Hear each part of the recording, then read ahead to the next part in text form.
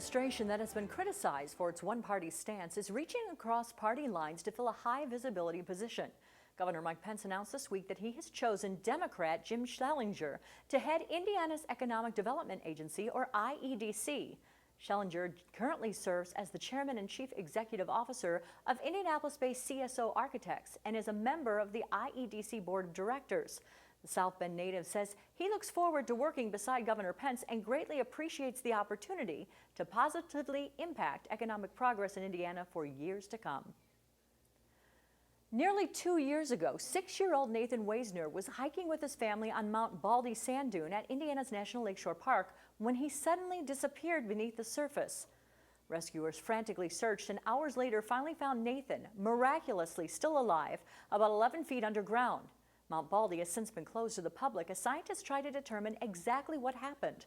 But now park rangers have reopened it on a limited basis and will be offering visitors guided tours.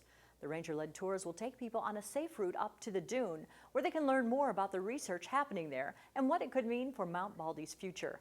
The Mount Baldy guided tours will be running now through September 6th.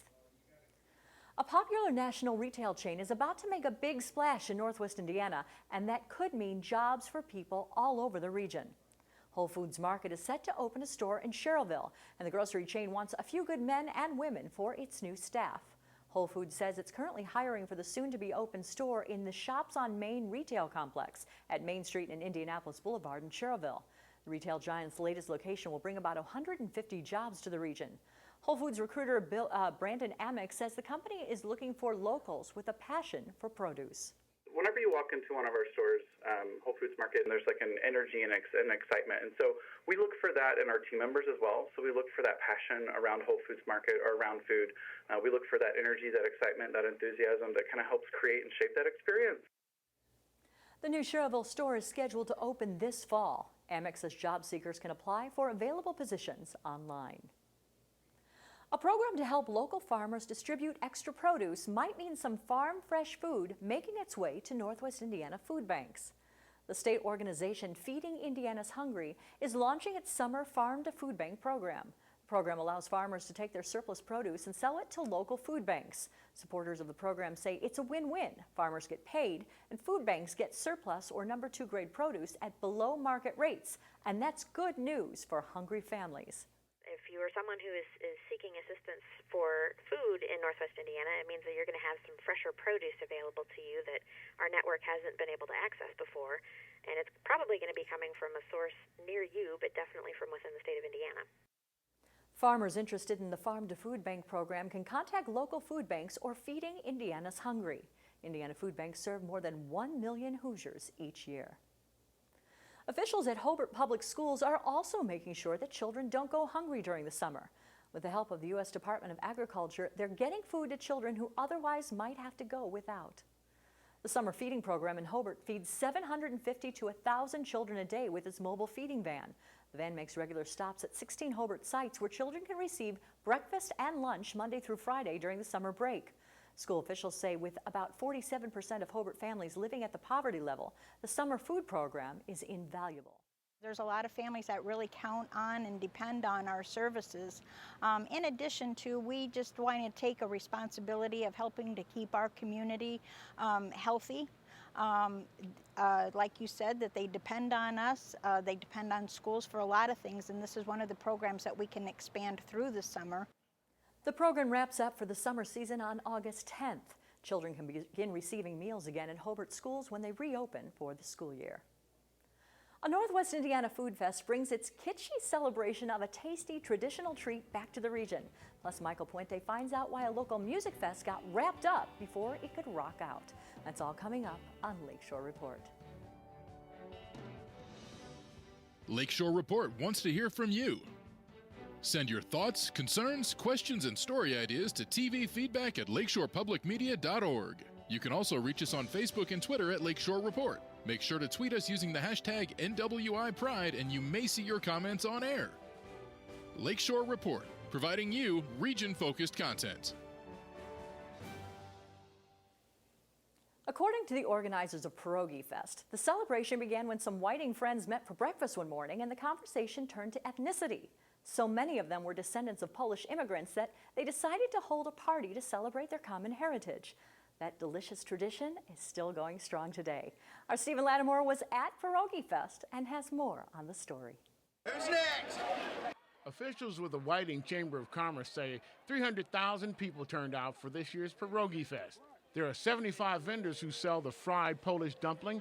It comes with an unlimited number of individual stuffings, including alligator, pizza, potatoes and onions, and many more. Pierogi, really popular potato pierogi everywhere. It's the reason people will wait in long lines just to get one. We're in line for some pierogi. Oh my goodness, I come to this fest every year. We like the cheese and potato. Hey, the Pierogi Fest is what it do, Joe. You feel me? There's also the authentic Polish sausage. It's a big seller. I sell Polish sausage from Ashland Company. It's really good sausage. I sell this same kind from 1997. Homemade smoked sausage, homemade Italian sausage, and homemade fresh sausage. Why do people like your food better than anybody else? Because our food is the best, tasting. Polk has been around for the last 60 years. What do you do to make it special? We have special ingredients, which we can't tell the public. And don't forget real, I mean real potato pancakes. You have to use a real potato, not kind of powder. Real shredded potato, good quality, the best Idaho potato. Which kind do you like the best? Pierogies, what kind? What kind of pierogies? All meat, baby. What kind did you have? I got potatoes and meat. You had cherry? I had cherry potatoes. Cherry pierogies, okay. Pierogi Fest is a giant party to celebrate Polish family, culture, and heritage. And the food is a big part of that. How much love and time we put into them. They're all handmade, genuine homemade pierogies. Quality ingredients. We take a lot of time on them. You know, we care about our pierogies. It's a way of life. I'm from an Eastern European background, so this is what I grew up on. So this is like home. Every time I take a bite, it's like home. It's really good, but I'm also Austrian too, just like her from Eastern European heritage. So I was like, it's good. Definitely like grandma makes. One vendor told me he hopes to sell 1,000 dozen pierogi. That's a lot of pierogi. I had the potato and onion. It wasn't bad, but I got it on good authority from one of my camera people here that the pork pierogi are really good. In Whiting, Stephen Lattimore, Lakeshore Report. Thanks, Stephen. Northwest Indiana found itself in the national spotlight this past weekend. A hip-hop festival at Hammond's Wolf Lake Park came to an abrupt end when police shut down the last performer of the night. Lakeshore Report's Michael Puente sat down with Northwest Indiana native and event promoter Malcolm Jones to talk about the controversy.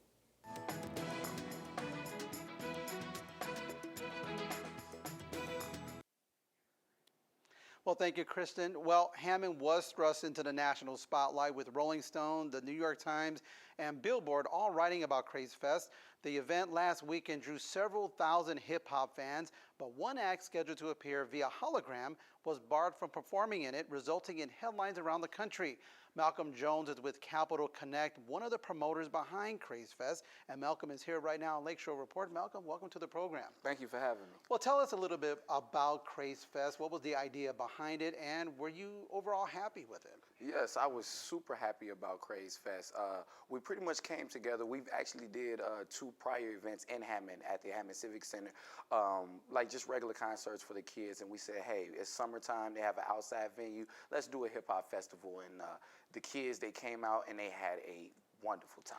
Now, you're a local person. You grew up in the area. Yeah. So is that why you selected Hammond for Craze Fest? Yes, because I grew up in that area, and not only I grew up in that area, but I know it was nothing like that in that area. A hip-hop festival that kids can come together, and all the whole region, the whole area, even Chicagoland, to come together and have fun. Okay, so then let's talk a little bit about what happened that drew headlines around the world. Yes. I guess, you know, a little bad press is good press, I guess. But in this case, Keith Cozart, a.k.a. Chief Keef out of Chicago, was supposed to perform via hologram. Can you tell us about that? Was he scheduled to perform? Did Hammond know about it? No. So pretty much what happened was Chief Keef, he lost a friend, I believe either a friend or a family member about 2 weeks prior to Craze Fest. He got to Twitter and he started talking about peace and how he was tired of this happening to him because it's not the first time. So when I saw that, I said, you know what? It would be really cool if Chief Keef can talk about stopping the violence and raising the peace on a screen. We were just going to do a video. But when I reached out to his people to make this a reality, they said, you know what? We want to make this a reality, but better than a video, we want to do a hologram. But we want it to be a total secret so we can just shock the world. We didn't want to promote it because we didn't want to put anybody into danger because we do know about his past. So we said, hey, we're going to do this as a via hologram and we're going to do this as a total surprise. Unfortunately, it got leaked, and that's what resulted into the pretty much the incident that happened. Well, let me ask you this. Hammond didn't want Chief Keef performing for whatever reason, Yes. but Chicago's been there, and now there's also talk about New York City and other venues not wanting to host Chief Keef.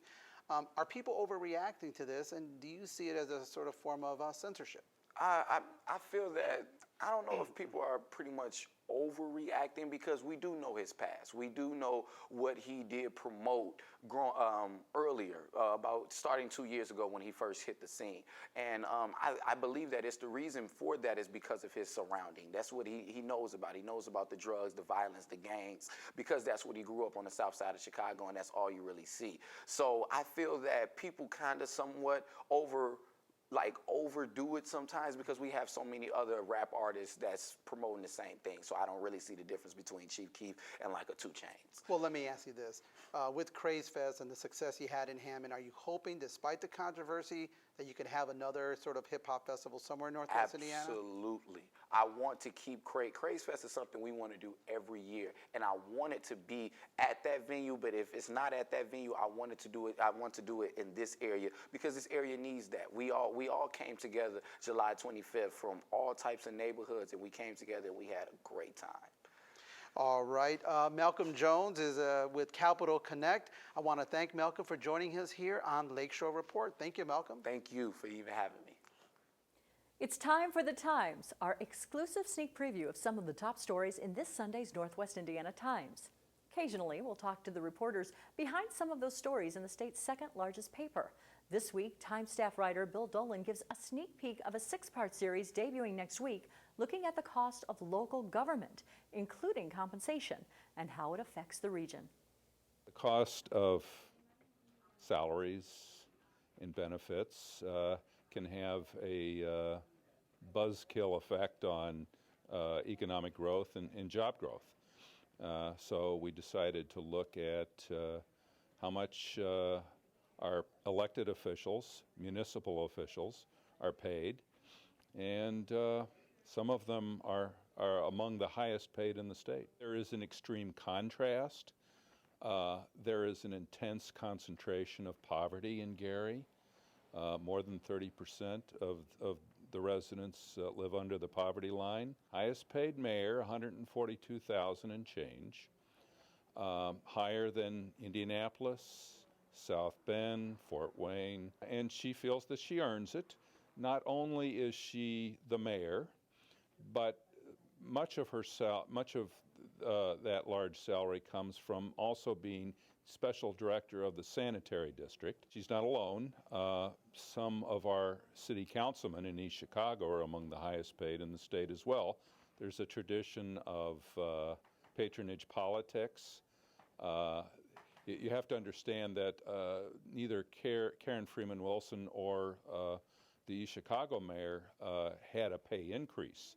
They came into office with the salary at that rate, which means that it's grown over the years, and under state law, you can't decrease a salary. The town manager of Munster, Tom DiGiulio, before he left office in August, was on track to receive $135,000, which would have been number 2 in the state. These stories are not easy to put together. There is no easy database on finding out whose salaries are the highest and who are the lowest. So it takes a lot of time to put together the data, and we hope to hear from them because we're sure, usually when we run stories about taxes or public spending, there's usually, I get a lot of feedback. For more information about this story, check out this Sunday's Times or log on to www.nwitimes.com. If a family member, someone at work, or even the person standing next to you experiences sudden cardiac arrest, would you be able to help? Performing CPR and using an automated external defibrillator can mean the difference between life and death. A new study examined what happens if more ordinary people in the community and first responders like police officers and firefighters learn to use these two interventions. Catherine Dolph has more in this week's JAMA Report. Hey, hey, buddy, are you okay? Are you okay? These volunteers are learning about cardiac arrest and how to provide compression-only CPR. This is CPR without the breaths. They are also learning how to use an automated external defibrillator, or AED. Open packet and apply pads onto patient's bare skin. Analyzing heart rhythm.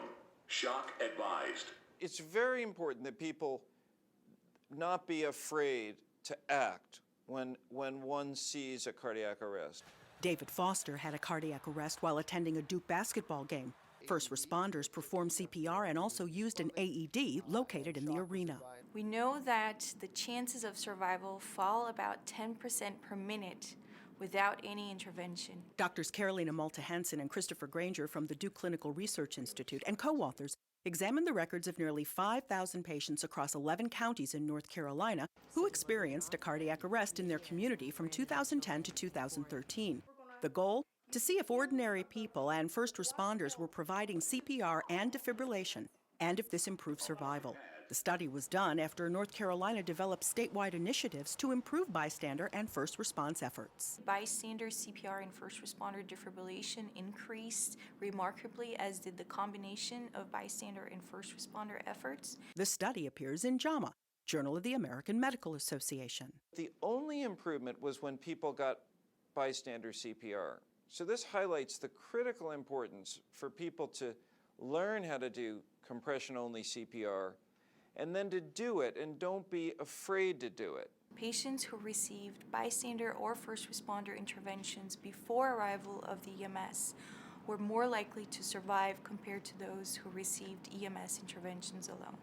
Often called the Miracle Man, David survived his cardiac arrest and is doing well today. Any intervention is better than no intervention when a person is having a cardiac arrest. Catherine Dolph, the JAMA Report. Twice a month, Lakeshore Report teams up with the Society of Innovators of Northwest Indiana and Ivy Tech Community College Initiative to showcase some of the most forward-thinking ideas the region has to offer. Right now, on the campus of Indiana University Northwest, the School of Business and Economics is working to help forecast changes to the region's economy. How are they doing it? With a coincident index, a number that measures the current pulse of the economy and forecasts future growth for businesses in the region.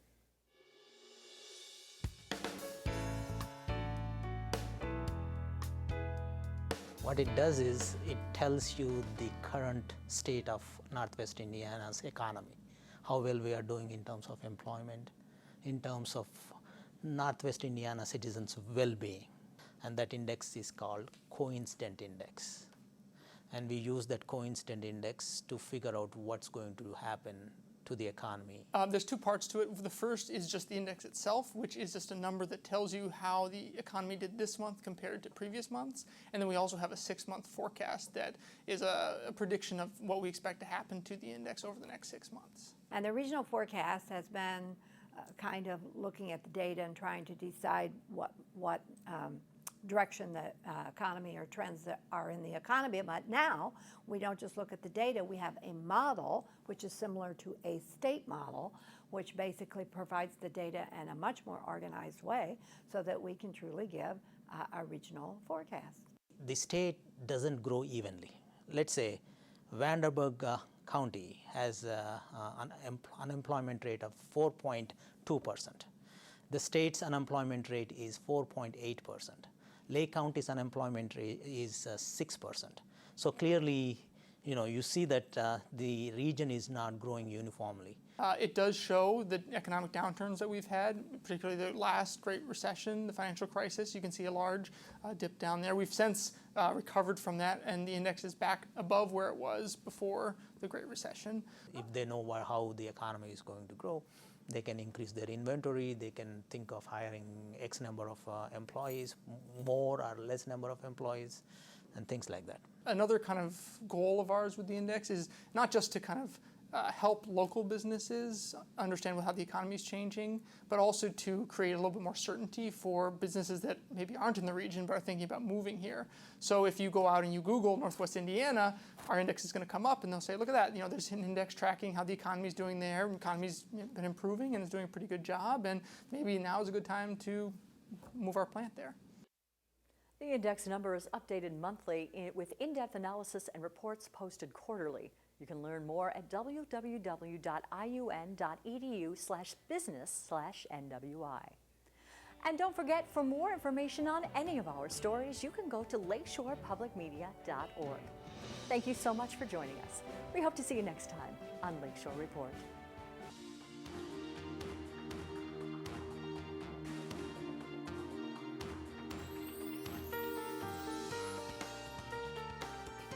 Hi, joining me for this edition of Eye on the Arts is Amy Davis Neverdowskis.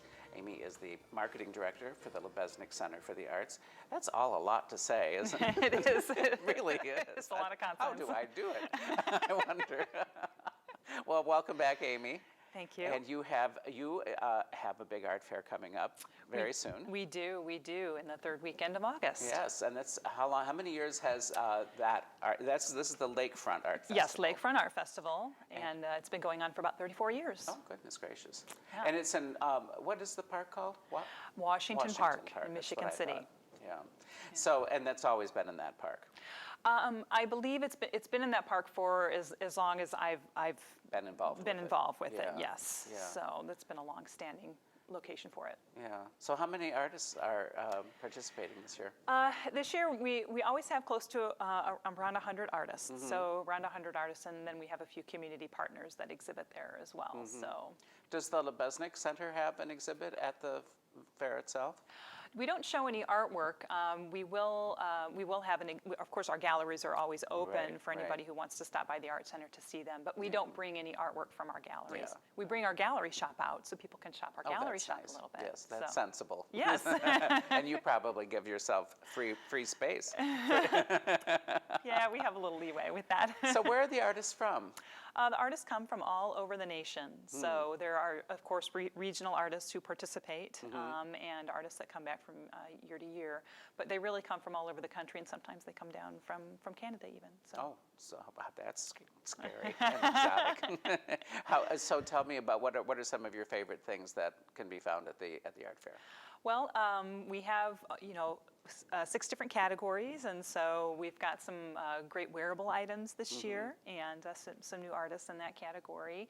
And we have potters and people that do work with wood and glass. So, and we also jewelry is also a popular category. So Yeah, we I have would think so. a number of jewelers that come in as well. So the jewelry ranges everything from things that are very traditional to all kinds of unique assemblages. So. And what about admission and all of that jazz? How much is that?